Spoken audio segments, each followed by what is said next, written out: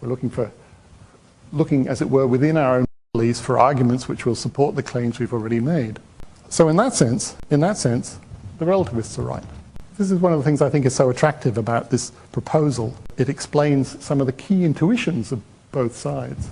So the idea is, in a sense, that our ancestors hit upon this kind of conversational game in which there's this kind of value, kind of winning, which involves the idea that we seek agreement, we're, as it were, awarded points by our fellows when they come to agree with us.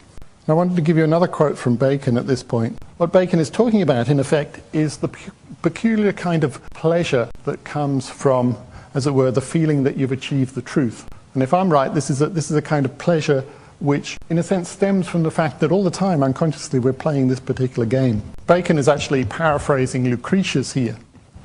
And the point he's trying to make is that this is a kind of supreme pleasure.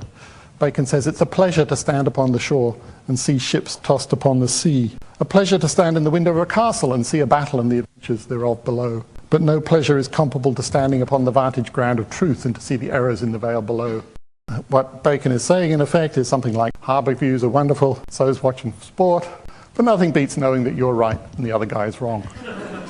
Okay, now, you don't have to share Bacon's order of preferences between these different kinds of pleasure. It doesn't matter whether truth is a supreme pleasure. What matters is that there's some kind of motivation which almost all of us share, which is the motivation which makes us think that there's some point, which gives us a kind of incentive to try to resolve disagreements. And my claim is that there's something crucial that we learn about truth when we see that it's associated with a kind of system of values we have which plays that role in our conversational lives.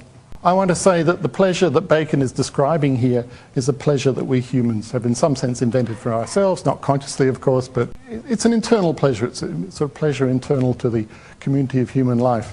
And a pleasure available to us because we play a particular kind of conversational game. This explains both why it seems such a transcendent, objective, godlike achievement, but also why we don't actually have to be gods to enjoy it. And I think it's true. If you think about the role that argument, conversation, and so on plays in our lives, I think it's fair to say that it's a much more useful myth than the gods themselves.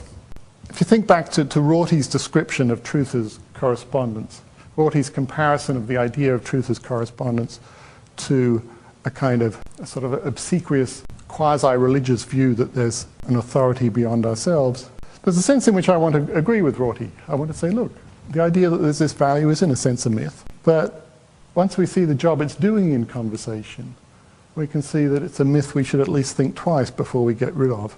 It's a myth which plays an enormously central role in the way in which we think of ourselves.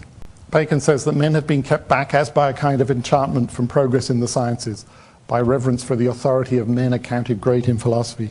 Bacon thinks this is a terrible idea. He says, it shows a feeble mind to grant so much to authors, and yet deny time his rights. Who is the author of authors?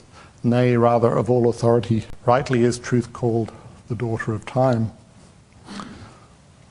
So it actually turns out that this is time rescuing his own daughter from the cave of darkness.